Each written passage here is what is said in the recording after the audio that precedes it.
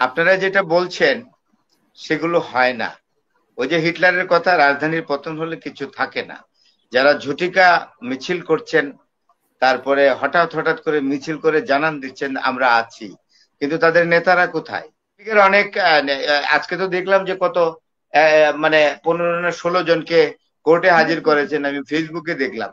তো অনেকেই তো আছেন এখানে, তাদের মধ্যে কেউ কেউ মন্ত্রী আছেন, তারা তো আদালতে যাচ্ছেন, হাজিরা দিচ্ছেন। তাইলে অন্যরা চলে গেলেন কেন? আজকে যে বক্তব্যটা উনি রাখলেন, আমি ওনাকে অনেক ধন্যবাদ দিই এবং দিল থেকে মোবারকবাদ জানাচ্ছি, মন থেকে, যে উনি একদম নিরপেক্ষতার শীর্ষে উঠে বক্তব্যটা দিয়েছেন। আক্তার ভাইও আমার জানা মতে, আমার অভিজ্ঞতা মতে, কারো মুখ চেয়ে মুগের ডাল বাড়েন না পাতের মধ্যে, ডাইরেক্ট কথা শুনিয়ে দেন। তাইলে আমি কি কোনো মন্দ কথা বললাম? আওয়ামী লীগ দিন দিন বৃদ্ধি পাচ্ছে, মিটিং হচ্ছে, তারপরে অনলাইনে মিটিং হচ্ছে, সবই শুনলাম। আমি কিন্তু এই রাজধানীতে থাকি। হিটলার বলেছিলেন, হিটলার যখন যখন বার্লিন শহর ঘেরাও করে ফেললো আপনার রাশিয়ান লাল ফৌজ, যেটা আমাদের মামুন ভাই সেই কমিউনিস্টদের ইতিহাস আমার চেয়ে অনেক বেটার জানেন। তো তখন তার যে বড় বড় বাঘা বাঘা জেনারেল, যারা field marshal Goering, field marshal kettle, field marshal যত সব আছে, সবাই গিয়ে বললেন যে ফরার, আপনাকে একটা জায়গায় আমরা নিয়ে যাব, সেখান থেকে আমরা আবার যুদ্ধ শুরু করব।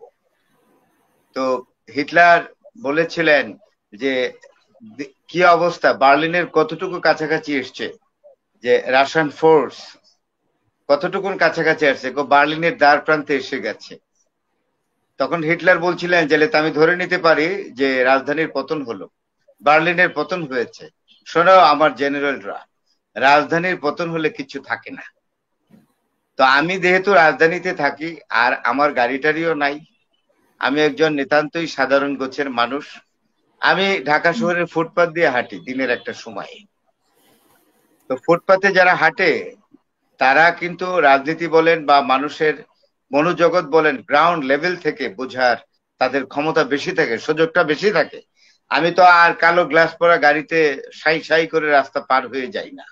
আমি রাস্তা দিয়ে হাঁটি, সেখানে চায়ের টং আছে, ছোট ছোট দোকানগুলো আছে, সেখানে মানুষের জটলা আছে, তারা কি বলেন, তাদের সেন্টিমেন্ট কি, সেগুলো খুব কাছে থেকে দেখার সুযোগ, সৌভাগ্য এবং তাদের বক্তব্যগুলো শোনার আমার সুযোগ হয়। আমি নিজে বাজার করি এবং মোহাম্মদপুর টাউন হল কাঁচা বাজারটা অনেক বড়, সেখানে যাই, সেখানে নারী পুরুষরা বাজার করেন, তাদের বক্তব্য শুনি। তো পলিটিক্স কিন্তু সব জায়গায় থাকে, বাজারে থাকে, হাটে থাকে, সব ঘাটে থাকে, সব জায়গায় থাকে।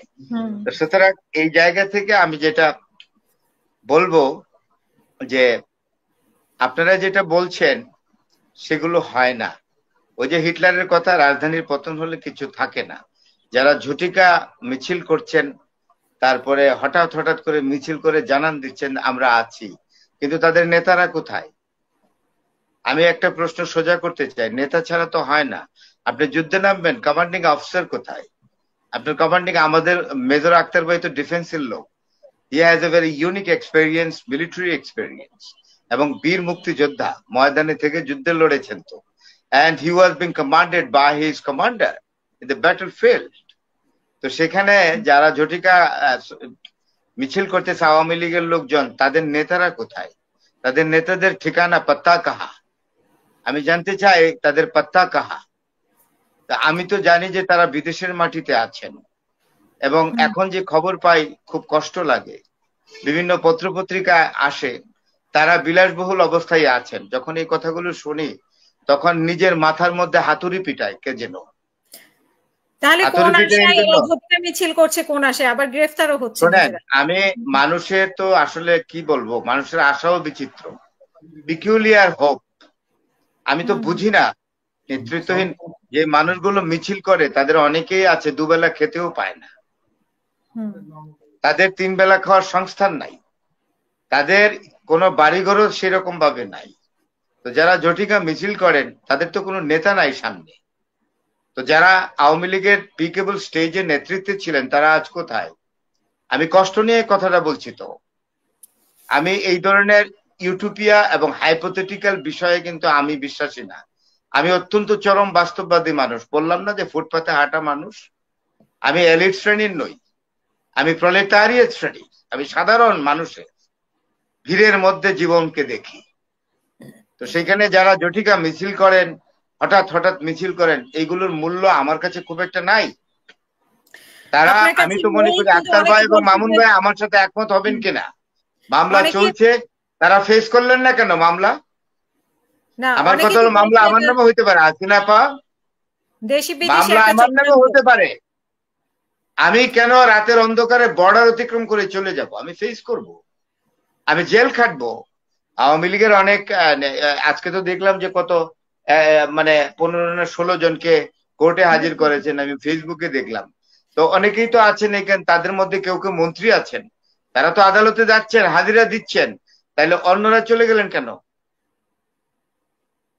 অন্যরা কেন চলে গেলেন?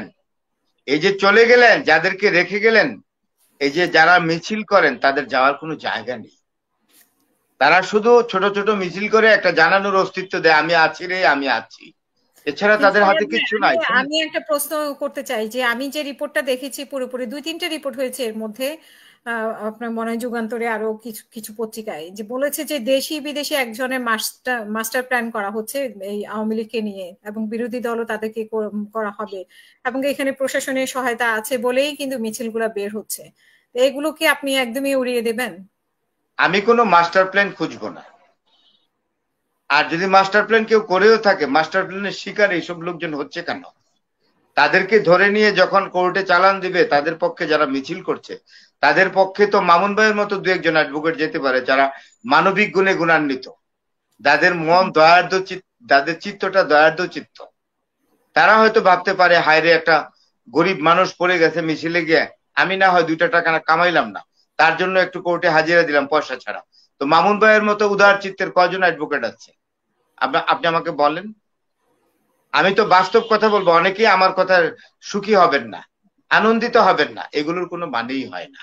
শোনেন, এই ছোট ছোট মিছিল বিন্দু বিন্দু জল, এই বিন্দু বিন্দু জল একত্রিত হয়ে মহাসাগরে রূপান্তরিত করতে যে সময় লাগবে, আমার জীবন প্রতি এতদিন থাকবে না। আমি 60 মানুষ হয়ে গেছি। ওই ছোট ছোট মিছিল হলো বিন্দু বিন্দু জল, সেগুলো একত্রিত হয়ে বিশাল মহিরু হয়ে বঙ্গোপসাগর বা প্রশান্ত মহাসাগরের রূপ ধারণ করতে করতে আমার কবরের উপর দিয়ে বাতাস প্রবাহিত হবে। আমরা তো বুঝি, বয়স হয়েছে তো, অভিজ্ঞতা হয়েছে না, 34 বছরের শিক্ষকতা জীবন আমার। আমি তো কমিউনিটি ডিল করি, মামুন ভাইদের মতো, আমাদের ইয়া ভাইদের, মেজর আক্তার ভাইয়ের মতো। মেজর আক্তার ভাই season politician and military person. আমাদের মামুন ভাই জনপ্রতিনিধি এবং উকিল, আমি একজন শিক্ষক। আমি কিন্তু মানুষ নিয়ে ডিল করি ওনাদের মতোই। তো আমরা কমিউনিটির বাইরে না। যারা চলে গেলেন কেন, বড় বড় স্টলওয়ার্ট লিডাররা, তারা চলে গেলেন কেন? তাদের একটু বিবেকে বাধে নাই যে আমার লক্ষ লক্ষ কর্মীগুলাকে এখানে রেখে গেছি, তাদের উপায় কি? এই যে যারা এই দেশে থেকে গেছে, যারা মানে এখানে অবস্থান করছে, তাদের তো কোনো যাওয়ার জায়গা নেই, সামর্থ্য নাই। তারা কি আগরতলা, ত্রিপুরা, তারপরে মানে কলকাতা বা আসামের গুয়াহাটিতে গিয়ে তারা কি কোনোদিন 5 দিন 10 দিন হোটেল ভাড়া দিয়ে থাকার ক্ষমতা হতো না? খাওয়া তো যাদের দূরে, সামর্থ্য নাই তারা থেকে গেছে, যাদের সামর্থ্য আছে তারা পার হয়ে গেছে, এই তো। সব চলে গেছে। এটা তো বাস্তবতা, এটা সত্যি। এটাকে আক্তার ভাই অস্বীকার করতে পারবেন না? আমার মামুন ভাই অস্বীকার করতে পারবেন? যারা খরচ আক্তার চালাতে ভাই তো, পারবে না। আক্তার ভাই এবং মামুন ভাই কিন্তু এবং বিবেকের মানদণ্ডে কথা বলেন। এবং মামুন ভাই আজকে যে বক্তব্যটা উনি রাখলেন, আমি ওনাকে অনেক ধন্যবাদ দিই এবং দিল থেকে মোবারকবাদ জানাচ্ছি, মন থেকে, যে উনি একদম নিরপেক্ষতার শীর্ষে উঠে বক্তব্যটা দিয়েছেন। আক্তার ভাইও আমার জানা মতে, আমার অভিজ্ঞতা মতে, কারো মুখ চেয়ে মুগের ডাল বাড়েন না পাতের মধ্যে, ডাইরেক্ট কথা শুনিয়ে দেন। তাইলে আমি কি কোনো মন্দ কথা বললাম?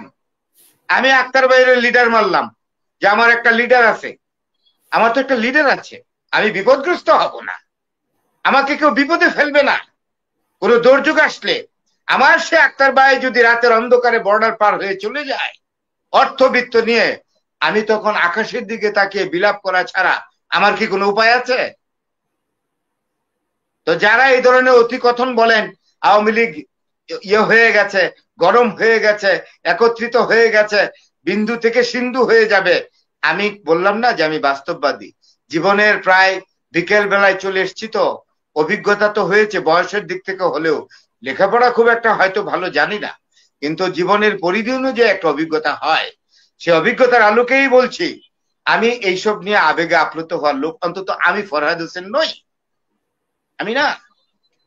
মুক্তিযুদ্ধে আমার মা শহীদ হয়েছে, অনেক কষ্ট আছে, আমার বাড়িটা দুবার লুট করা হয়েছে, আমার পিতা পুরা মুক্তিযুদ্ধে একদম আগরতলা বাংলাদেশ করেছেন। আমরা ছোট মানুষ তখন, এবং অত্যন্ত অত্যন্ত দুর্যোগের দিন কাটিয়ে এসছি, কষ্ট লাগে। কারা আওয়ামী লীগ করেছেন এতদিন, তাদের কয়জন জীবনকে বাজি রেখেছেন, তাদের কয়জন বড় ধরনের ক্ষতির সম্মুখীন হয়েছেন।